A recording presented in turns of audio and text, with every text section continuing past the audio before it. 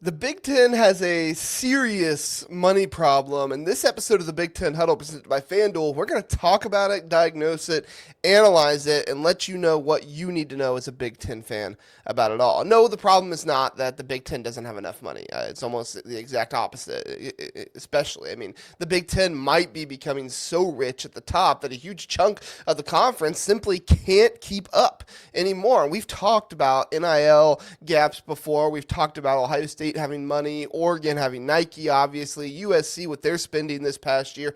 None of that is new. But now we've reached a point where a successful Big Ten coach, one of the best Big Ten coaches, one of the best coaches in the Big Ten, in my opinion, has reached a point where he essentially admitted that the money gap changed the actual defense he could put together on the football field. And once money starts changing schemes, that's different because look at the top of this conference. The reported roster valuation that Oregon has right now is $42.2 million. Ohio State is 38.5 million. USC sits at 35.2. Indiana sits at 33.1. Michigan at 31.3 million. And now, if you look at FanDuel as recording the five shortest odds to win the Big Ten, is Ohio State at plus 185, Oregon at plus 270, Indiana at plus 290, USC at plus 1300, and Michigan at plus 1600. Odds can obviously move. We're not saying that these are like power rankings that are set in stone or like rankings that are set in stone, but come on. I mean, the five schools at the top financially are also the five schools that have the betting market currently believes have the best chance to win the conference. That's not proof that money automatically buys championships. Just ask Texas A&M and their history there. Indiana proved that just last year. They weren't even above $25 million if you believe the reports that are out there, but it's a gigantic blinking warning sign about where this conference might be headed. And here's where this gets a little uncomfortable for some fans because the most important number in this entire conversation might actually be a $19.3 million. That's the reported roster value for Illinois. Brett Bielema has won 19 games over the last two seasons, so we're not talking about some coach at a disaster program looking for an excuse. This is a guy who has proven he can win football games in this conference, and Bielema has explained that Illinois had decisions to make about where its money went. He wanted to secure the offensive line, but that costs money. Illinois did spend there, and once they did that, suddenly there wasn't enough to be available to build the defensive front, exactly the way that Bielema traditionally wanted to build. Big interior defensive linemen are expensive. So instead of simply saying, fine, we'll buy another one, Illinois had to adapt the defense. Think about how crazy that is. We're not talking about Illinois failing to land a five-star receiver or anything like that. We're talking about a coach looking at his budget and essentially saying, I can't afford all the body types I need to run the defense the way I would normally want to run it. That is when NIL stops becoming recruiting stories. It becomes X's and O's stories. And honestly, I think this is where some fans still misunderstand what's happening. They hear Big Ten money and assume everybody in the Big Ten is rich. And they assume everybody in the Big Ten knows what to do with their money. I was told that Illinois, it wasn't necessarily all that they didn't have money, but it was also that they did not do proper financial evaluations for the players they wanted. So this is not just how much money do you have, but how well are you spending your money as well. But that's like saying everybody who lives in an expensive neighborhood has the same bank account. They don't, right? Oregon is reportedly sitting at 42 million. Illinois is reportedly sitting at less than 20 million. Iowa right now is less than 20 million. So is Purdue. So is Northwestern, before accounting for where the new football investment eventually takes place for them. That means you're talking about some rosters being valued at less than half of Oregon's roster, and I think Ohio State's roster too. I'm almost positive they're over $40 million this year as well. And everyone is supposedly competing for the same trophy. But listen, yes, coaching matters. Development matters. Culture matters. Scheme, absolutely matters. All of this stuff matters, okay? But there is a limit. Just because Indiana won a national championship and won the Big Ten does not mean the floodgates are open and anybody can just win nowadays. Indiana needs to be appreciated for how crazy it was that they won it all. And if they were able to win this year too, but they're still over $30 million if they do. If one coach has $20 million worth of roster resources and another has $40 million, the cheaper coach can be smarter. He can be a better evaluator. He can develop better players. He can find better 3-stars. He can find portal steals. But the $40 million program gets to do those things too, and they buy depth when it misses. That's the difference. With less money means less opportunity to miss. Kirk Ferentz has been around the Big Ten long enough to recognize where this could eventually go, because there was a time when people described this league as the Big Two or the Little Eight, right, with Michigan and Ohio State primarily being that Big Two, and everybody else was trying to knock them off. They were all kind of playing below them and doing anything they could to knock them off, and Ferentz has raised concerns about whether we could be heading toward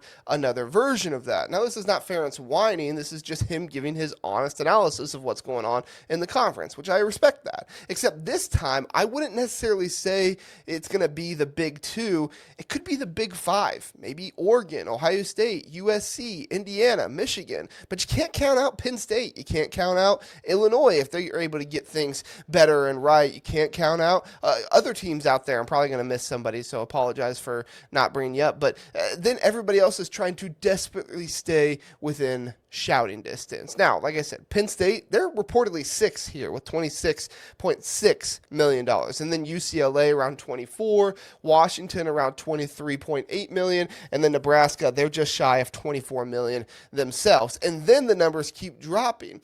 And that middle tier is where I think the story gets fascinating, because you don't have to match Oregon dollar for dollar to beat Oregon on Saturday. We saw that last year with Indiana beating them at their place. That's not what I'm saying, though. The $20 million roster can beat a $40 million roster. Of course it can. Like that can totally happen. But college football would be awful if the larger number automatically won. But over 12 games, over 4 years, through injuries, through recruiting misses. I mean, this is eventually going to look like Major League Baseball, not just in all of college football, but particularly in the Big Ten in some ways. I mean, that depth of resources starts mattering real quick when you have the larger market teams, or in this case, the teams that are more able to spend because they make more money than other ones. That's why you're seeing so many teams invest so heavily in suites and things like that in their stadiums, because they're doing anything they can to try and make money to be able to get a better team on the field. How far behind can you fall financially and still realistically build a championship roster? Is it 5 million, 10 million, 15 million, 20 million? Because Brett Bielema once thought if Illinois could just stay within roughly $5 million of the conference leader, he could remain competitive. Well, I got bad news for Brett Bielema. It's bad news that he knows. They're not within $5 million anymore. They're more than $20 million behind Oregon, based on the reporting valuations from, I think it was 24/7 that I saw this from. And there's another side of this that makes the argument even more interesting. Indiana. Indiana might be the most important team in this entire discussion, because Indiana, they just won a national championship without having one of these monster financial rosters that we're talking about right now. Kirk Cinetti has said that championship roster was closer to 15 million than 20 million.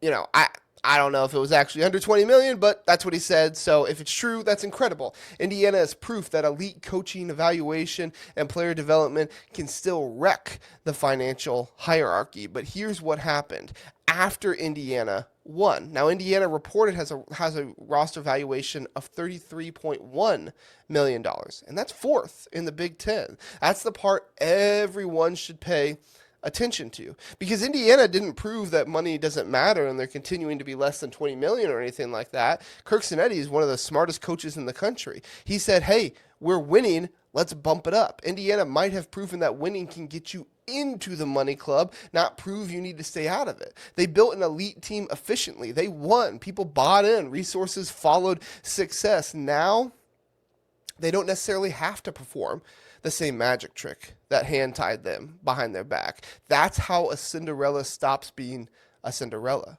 You win, you make people invest, you have people look into the program and say, we want to be a part of this, whether it's Mark Cuban or whether it's the way you can sell seats and everything else. And Indiana's doing the same thing that everybody else is. They are improving Memorial Stadium, starting with fixing stuff underneath it, but then going to get into putting more suites and stuff like that in there. A couple years ago, there was constant questions about whether USC was investing enough around Lincoln Riley, but that's changed. They're reportedly third in this conference now at $35.2 million.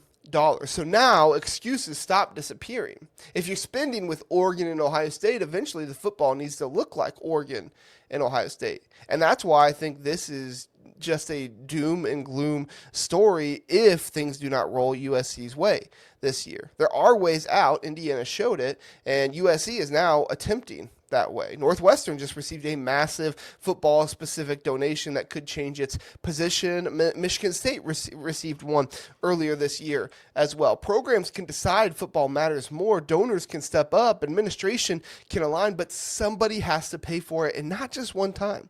You need it consistently. You need somebody coming to you consistently, giving you the money that you need. And that's the uncomfortable truth. Because we don't live in an era where you can just go out and get $30 million from a random booster nowadays and put it all towards your roster. You have to be able to make money. Because we're rapidly leaving the era where a Big Ten school could say, hey, we're in the Big Ten. We get the same TV money. We're fine. No, you're not fine. Now, if the school you're trying to beat takes that TV money, adds enormous NIL, revenue sharing resources, adds sponsorship money, uses financial strength and recruiting, and keeps pushing, Ohio State wants to spend more. Oregon views spending as the cost of competing for championships. Indiana dramatically increased its resources after winning 1 year, according to what Signetti said and according to a report this year. Right? USC has climbed into the same tier. So now if you're Iowa, if you're Illinois, if you're Rutgers, Maryland, Minnesota, Wisconsin to a certain extent, even though, yes, they did increase their spending this year, the question isn't whether you need Oregon money tomorrow. The question is how far behind can you afford to be before coaching is no longer enough? And how much money can you consistently make year over year to try to stay within step of the other programs? That is the Big Ten's serious money problem. Not that the conference is poor. They're not poor. They're the richest conference in college football. That some members are becoming almost unimaginably richer, while others are already changing the way they play football just to survive the gap. The Big Ten may still be the deepest and strongest conference in college football. We'll see this season. I think they are, but we'll see the proof this season. But if these numbers keep separating, we might eventually stop talking about one Big Ten and start talking about two completely different classes of teams wearing the same conference logo. So tell me where you draw the line. How big can the roster money gap get before you think it becomes impossible to consistently overcome? Drop it in the comments and like the video. Subscribe for more Big Ten football and basketball when we get closer to basketball season analysis. Go ahead and join us on Sunday and Tuesday nights. Sunday recapping every game. Tuesday nights previewing every game of Big Ten football as we go into the week. Thanks so much for joining me. Have a good one. We'll see you next time.